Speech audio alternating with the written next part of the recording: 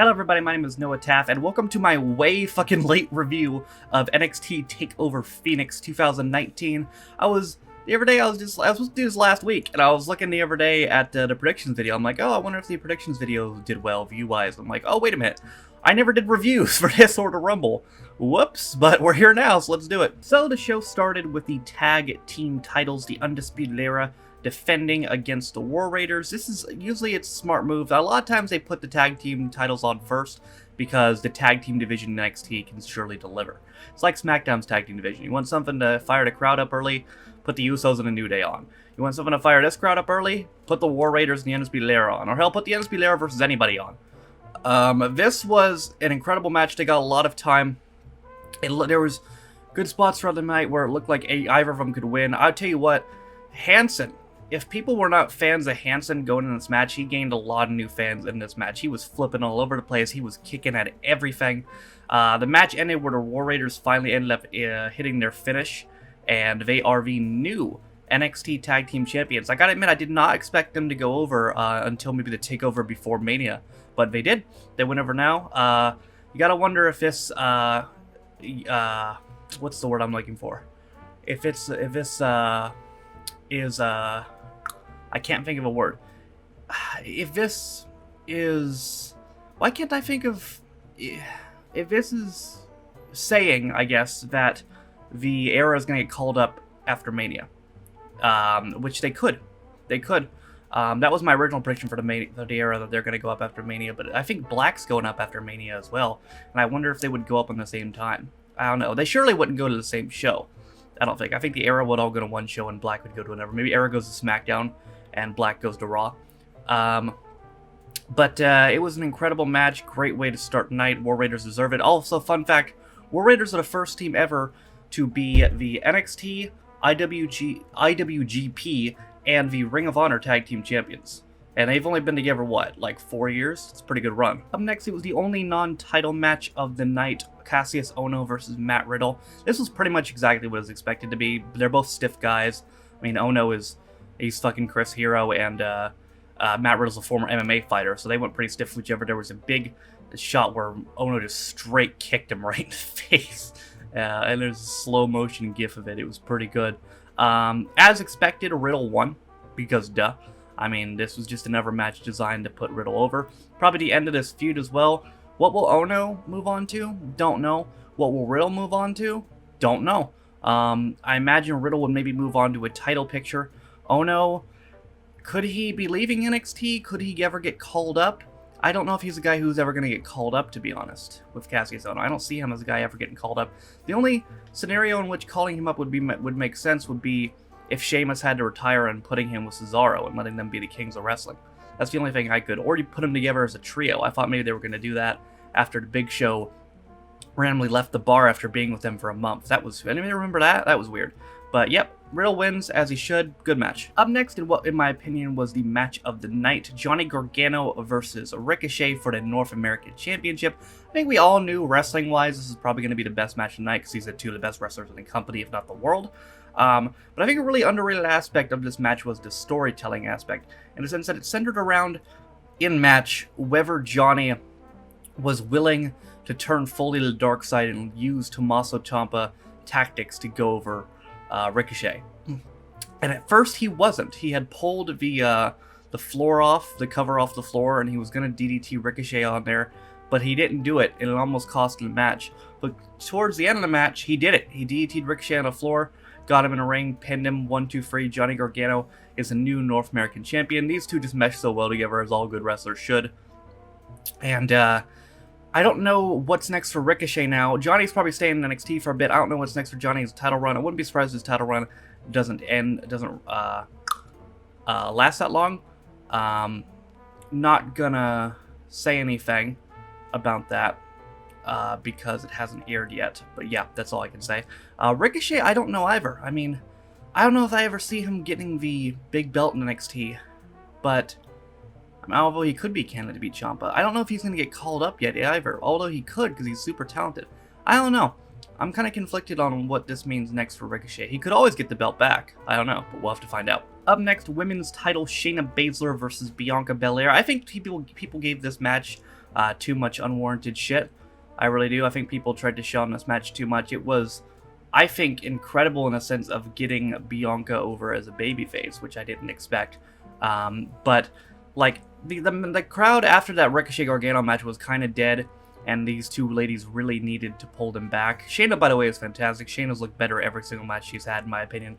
She's just gotten so incredibly good in like the year and a half she's been wrestling. Bianca Belair is extremely good as well. I mean, there was the spot that brought them back really was where Shayna had her in the, I think Karafuda is how you pronounce it, Karafuda clutch, and Bianca actually stood up and broke the clutch, and the whole rest of the match centered around Bianca trying to come back, and near the end of the match, I believe she got distracted by Duke and Sharif, and Shayna had her in a clutch again, and Bianca was standing up again. She was about to get out of it again, but just right at the very end, her strength fell out, and Shayna, I think, passed her out. I don't think she tapped. I think she passed her out. So Shayna retains. That's not surprising. Bianca could get a rematch. I don't know. I feel like the prime candidates are her, Io Shirai, and Kairi Sane. Kairi Sane technically didn't get a rematch from Evolution, did she? I don't think so. They've already done her versus Shayna a bunch of times, but she's technically owed a rematch, and I don't know if that no more automatic rematches thing rule applies to NXT. I think this is the main roster thing.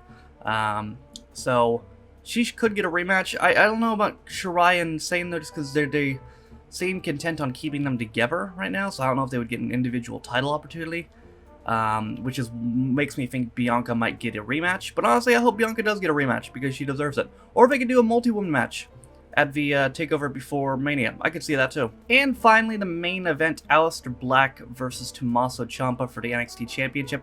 Now, I want to say, here's the thing about this. I thought it was a really good match. I liked it a lot. Was it the best match of the night? No. But I feel like it was arguably like a 4-star match if you're rating it on a scale of 5, 9 if you're rating it on a scale of 10. But I feel like they could have done better still. Like, this match was great, but at the same time, a weird part of me was watching and was like, they're capable of putting on a better match than that, even though it was great. I don't know. Maybe they need to wrestle each other again. They probably won't, because Black's probably going to get called up. Although I have no idea who Ciampa's going to face the Mania before TakeOver. I guess we'll find out. But, yeah, I don't know. I feel like they could have done better. Regardless, it was a great match. There was a spot where Ciampa got the apron DDT to Black. Black was nursing, I think, a leg injury throughout the match. And got the apron DDT, picked him up, and hit the fairy tale ending, which is his finish, and Black still kicked out. And I think Ciampa hit it 2 more times, and then finally beat Black, which, clean, by the way, which I believe is Aleister Black's first clean loss in the WWE. He's lost before, but I don't think he had lost clean up until that point.